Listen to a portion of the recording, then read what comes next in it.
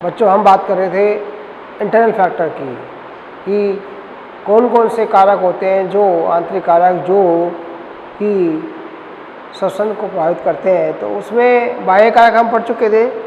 आंतरिक कारक में 4 कारक आते हैं बच्चों। एक आता है प्रोटोप्लाज्म, दूसरे नंबर पर आता है आपका रेस्पिरेटरी पदार्थ, श्वसनीय पदार्थ होता है। तीसरे नंबर पर एज ऑफ सेल, कोशिका की आयु आती है। चौथे नंबर पर हमने कहा था वो था इंजरी, घाव या क्षतिग्रस्त भाग जो होता है उस पर श्वसन का क्या प्रभाव पड़ता है। तो हम 1 बाय 1 लेके चलते हैं। सबसे पहले था प्रोटोप्लाज्म। तो प्रोटोप्लाज्म यदि एक्टिव होता है तो रेट ऑफ रेस्पिरेशन ज़्यादा होती है। सक्रिय प्रोटोप्लाज्म में क्या होता है, श्वसन की दर ज़्यादा होती है। और जो प्रोटोप्लाज्म लेस एक्टिव होता है वो जो होता है हमारे पास, उसमें श्वसन की दर कम होती है। क्लियर? तो अगर मैं पूछूं आपसे क्वेश्चन में कि सबसे ज़्यादा श्वसन कहाँ होता है किसी पादप भाग में, तो सबसे ज़्यादा प्रोटोप्लाज्म एक्टिवेट कहाँ होता है, प्रोटोप्लाज्म कहाँ एक्टिवेट होता है, कौन सबसे ज़्यादा सक्रिय होती है, तो आता है विभज्यतक कोशिका है। कौन सी? विभज्यतक कोशिका है। तो विभज्यतक कोशिकाओं में जिनमें लगातार विभाजन होता रहता है वो सबसे अधिक सक्रिय सेल होती हैं और उनका प्रोटोप्लाज्म सबसे ज़्यादा सक्रिय होता है, इसलिए उनमें श्वसन की दर सर्वाधिक होती है। क्वेश्चन पूछा जाए आपसे पौधे के किस भाग में सर्वाधिक श्वसन दर पाई जाती है, तो कौन सा आएगा?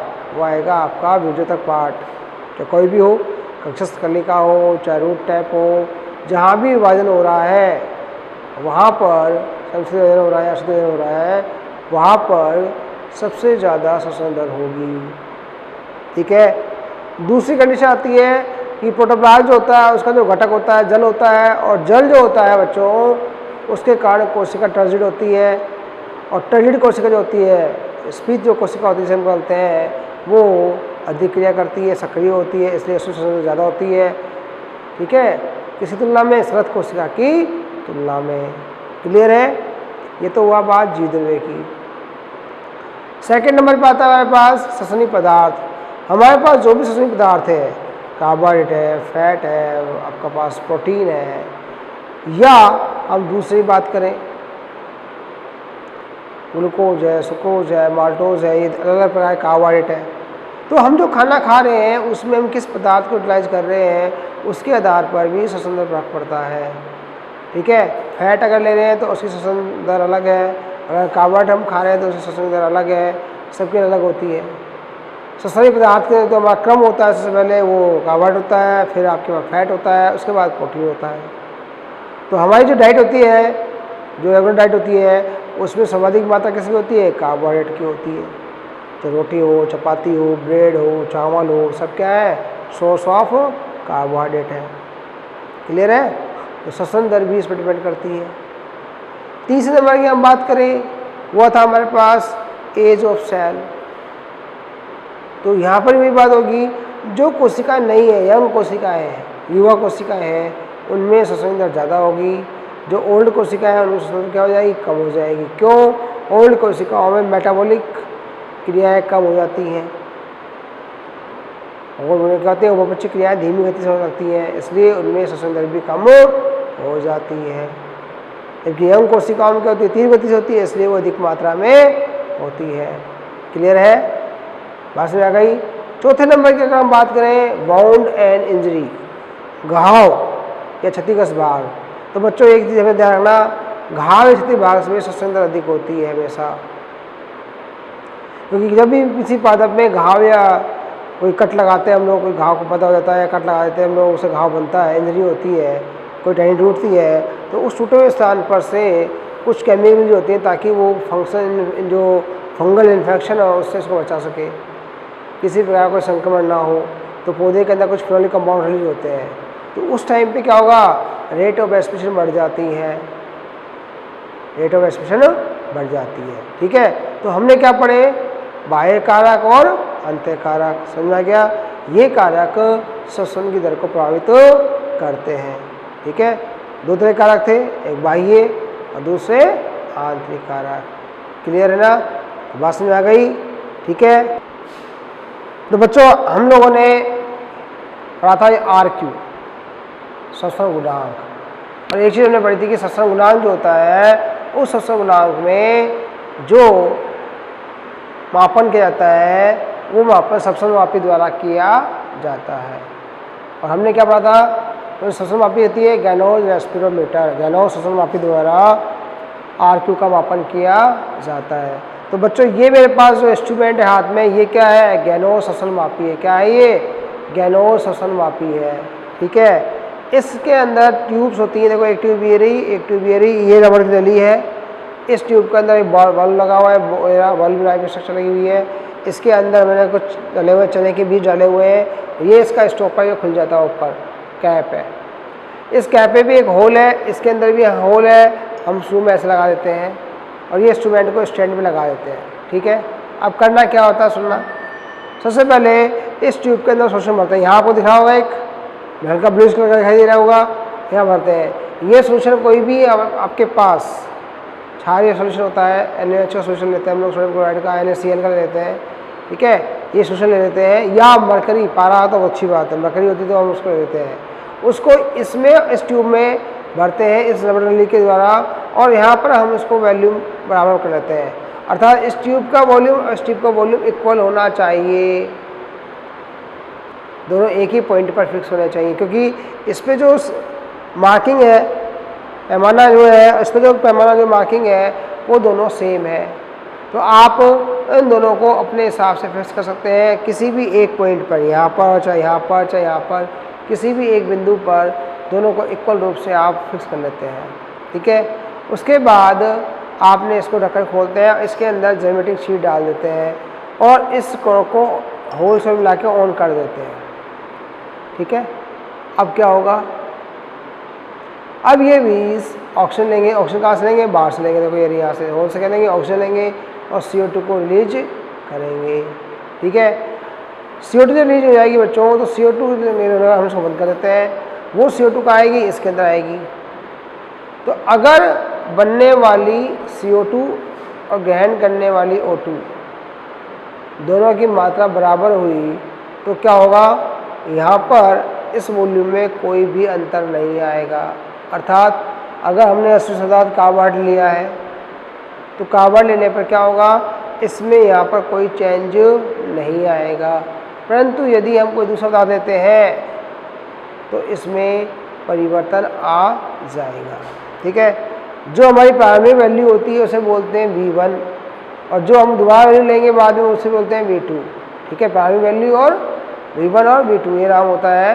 और इसका फार्मूला निकालते हैं V2 upon V2 positive and negative value of V1। ठीक है, कैसे, अब सुनना मेरी बात। मेरे पास इसमें मैंने सी डाले, इससे CO2 रिलीज होगी, वो CO2 आएगी, उसको ये एब्जॉर्ब करेगा, प्रेशर करेगा। तो यदि इसका वॉल्यूम घट जाता है, अर्थात V1 जो वैल्यू थी मैंने फिक्स कर लिया, जो लेवल था उसको फिक्स किया था, उसका लेवल बढ़ गया या उसका लेवल कम हो गया। क्यों, अगर ये CO2 एब्जॉर्ब करेगा तो लेवल बढ़ेगा घटेगा, उस हिसाब से देख लो आप। तो अगर हमारे पास इसका लेवल बढ़ गया या घट गया या सेम रहा, तीन कंडीशन हो गई। जो हमारे पास V1 का लेवल था उस लेवल में कोई परिवर्तन नहीं हुआ, अपरिवर्तन हुआ, उसी जगह रहा 1 घंटे बाद रखने के बाद भी हमें, तो हम मानते हैं कि RQ वैल्यू 1 होगी। क्यों, क्योंकि कोई चेंज नहीं है, इसका मतलब RQ वैल्यू 1 है। मुक्त हुई CO2 और ग्रहण की गई O2 की मात्रा बराबर थी, जैसे CO2 थी नहीं। दूसरी कंडीशन आती है हमारे पास, वो आता है अगर वैल्यू घट जाती है, नेगेटिव आती है, घट गया तो उसका मतलब क्या हुआ कि RQ का मान बढ़ गया, RQ का मान 1 से ज़्यादा हो गया। ठीक है, V1 0 तब RQ का मान 1 है, V1 नेगेटिव घट गया है, इसका मतलब RQ का मान बढ़ गया, 1 से ज़्यादा हो गया, और V1 पॉजिटिव आ गया, बढ़ गया, पॉजिटिव आया, पहले था उससे बढ़ गया, तो हमारे पास RQ का मान 1 से कम होगा। तो इस वॉल्यूम के अप एंड डाउन और न्यूट्रल होने के बेस पर हम लोग कैलकुलेट करके RQ की वैल्यू निकाल लेते हैं। ठीक है, कैसे, RQ अगर 1 है तो V1 क्या होगा, 0 होगा, कोई चेंज नहीं आएगा उसमें। अगर वो घट गया तो पॉजिटिव मतलब वो हो जाएगा आपका, नेगेटिव हो गया, घट गया है तो आर की वैल्यू 1 से ज़्यादा हो गई, और अगर बढ़ गया है तो आर की वैल्यू 1 से कम हो जाएगी। ये करना होती है जब प्रैक्टिकल एग्जाम में करते हैं। आपके ये जो प्रैक्टिकल है 11 का, ये आपके प्रैक्टिकल में है, 12th बोर्ड प्रैक्टिकल में है, और हम इसको इंस्ट्रूमेंट में जैसे रखा हुआ है, इंस्ट्रूमेंट ऐसे कैसे रख दिया जाता है आपको सामने इंस्ट्रूमेंट, आपको करना नहीं होता है, केवल आपको डेमोस्ट्रेशन होता है या बोल दिया जाता है, आप इसे देखें और उसको देखने के बाद उसको पहचान करें क्या आता है और कैसे काम करता है, उसकी थ्योरी हमें लिखनी होती है। क्लियर है, बात समझ में आ गई? तो आपकी जो बच्चों 12th की जो प्रैक्टिकल बुक है,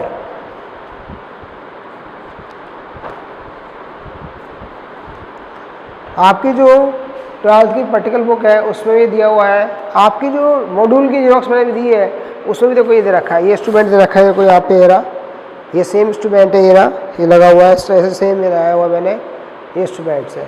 तो आप इसको इससे भी मेजर कर सकते हो। डायग्राम दिख रहा है आपको, इसको तो देखिए सेम है, मॉड्यूल मैंने मेंशन किया हुआ है, आपकी जो प्रैक्टिकल बुक है उसमें भी है, आप इनको मेजर कर सकते हो, देख सकते हो और उसको कंपेयर भी कर सकते हो। क्लियर है? तो ये था हमारे पास गैलोज रेस्पिरोमीटर। क्लियर?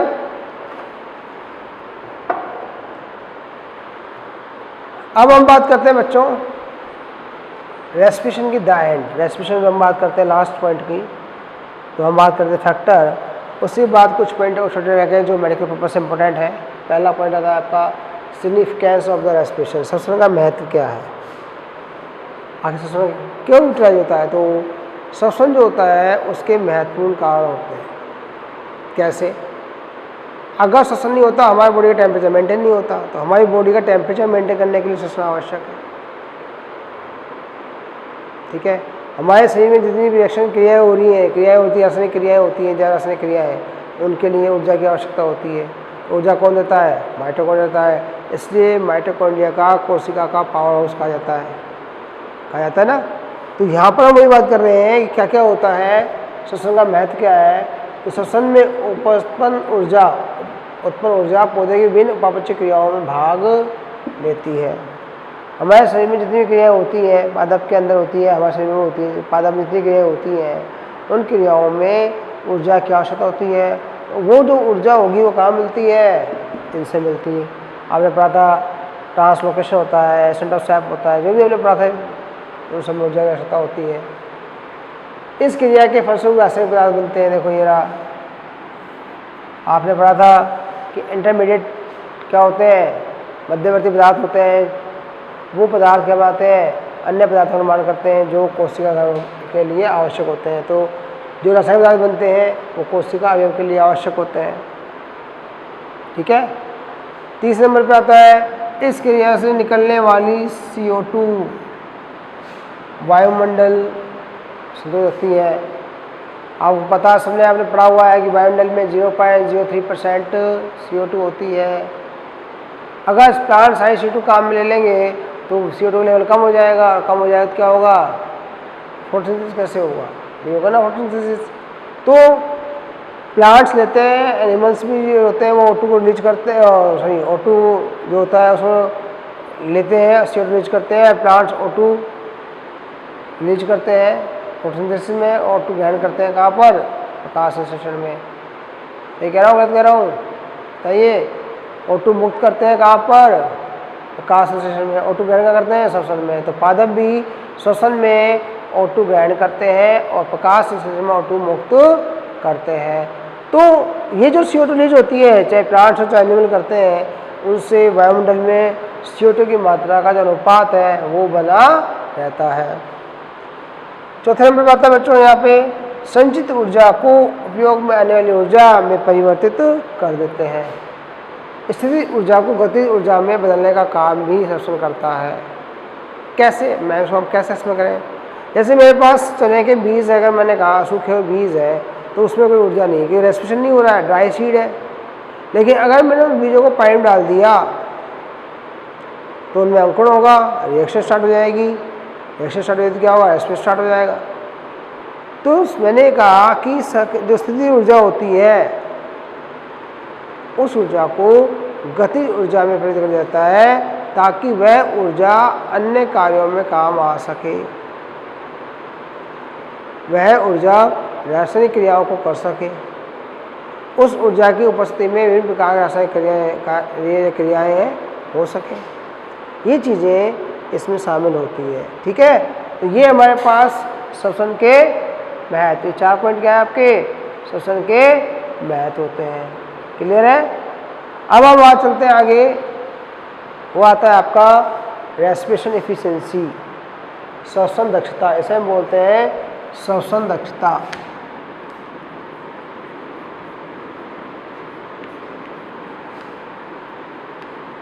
तो बच्चों हम बात करते हैं अगले टॉपिक पे, वो है श्वसन दक्षता।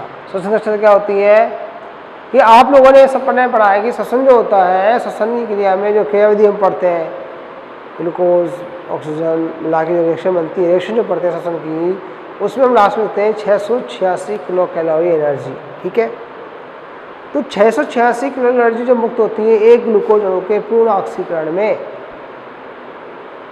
लेकिन अगर हम बात करें उस 686 किलो में से कितने किलो कैलोरी ऊर्जा एटीपी के रूप में प्रयुक्त होती है, तो आंसर आता है 288 किलो कैलोरी ऊर्जा ही एटीपी के रूप में प्रयुक्त होती है।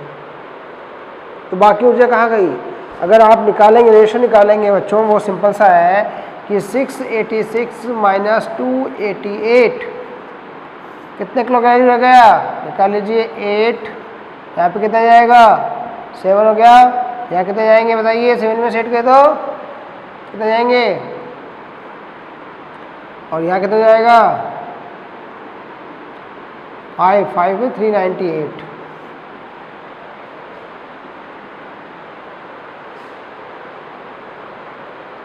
आ गया। तो 398 किलो कैलोरी ऊर्जा कहाँ गई, उससे एटीपी रूप बनी नहीं। तो हम इसी को पता करते हैं कि जो हमारे पास एटीपी बनी है बच्चों, उस एटीपी का क्या रोल है, हम उसकी बात करेंगे। तो इसलिए इसको बोलते हैं श्वसन दक्षता, कि हमारे पास एक ग्लूकोज अणु के पूर्ण ऑक्सीकरण होने पर जो 36 से 38 एटीपी बनी, वो कितने % एनर्जी को बना रही है, उसकी हम बात करते हैं। ठीक है, तो ये जो होती है एफिशिएंसी, वो अवायवीय और वायवीय श्वसन के लिए अलग होती है, वायवीय और अवायवीय के लिए अलग अलग होती है। अब हम बात करते हैं पहले वायवीय श्वसन के लिए। देखो, efficiency of the aerobic respiration, याद रखा है वायवीय श्वसन की क्षमता, वायवीय श्वसन, इसकी क्षमता याद कर लें। तो वायवीय श्वसन जो अभिक्रिया होती है उसमें क्या पढ़ते हैं हम लोग, 1 मोल ग्लूकोज होता है और 686 किलो कैलोरी मुक्त करता है। ठीक है, एक जो अभिक्रिया होती है कुल कितने एटीपी बनते हैं, 38 एटीपी बनते हैं। हम 38 एटीपी की मांग चलते हैं तो 38 एटीपी बनते हैं। क्लियर है। ये 38 एटीपी होते हैं। अगर हम बात करें तो एक एटीपी जो होता है यहाँ पे कितनी होता है, 7.6, कुछ लोग 7.4 मानते हैं बच्चों, अपन 7.6 लेटेस्ट थ्योरी होती है, 7.6 आती है, 7.6 का मान चलते हैं कि एक एटीपी से 7.6 किलो कैलोरी ऊर्जा मुक्त होती है। तो आपके पास कितने एटीपी थे, 38, तो 38 × 7.6 288 किलो कैलोरी। कुल मुक्त ऊर्जा कितनी है, 686, परंतु एटीपी के रूप में मुक्त ऊर्जा कितनी है, ओनली 288। तो बाकी कहाँ गई, बाकी एनर्जी हमारे पास काम में नहीं आई। तो बाकी जो एनर्जी बच गई, रिमेनिंग एनर्जी बच गई, वो कहाँ चली जाती है, वो चली जाती है हीट के रूप में, जो आपके शरीर का तापमान मेंटेन करती है। ठीक है ना, वो कहाँ में आती है, हीट के रूप में मुक्त हो जाती है। तो आप सोचिए मेरे पास यहाँ पे अब कितनी थी, एटीपी द्वारा बनी हुई कितनी, 288, कुल कितनी 686 मल्टीप्लाई 100, तो हमारी वैल्यू कितनी आती है 42%। ये क्वेश्चन बच्चों मेडिकल में आ चुका है आपके। वायवीय श्वसन की श्वसन दक्षता कितनी होती है, आंसर आएगा 42%।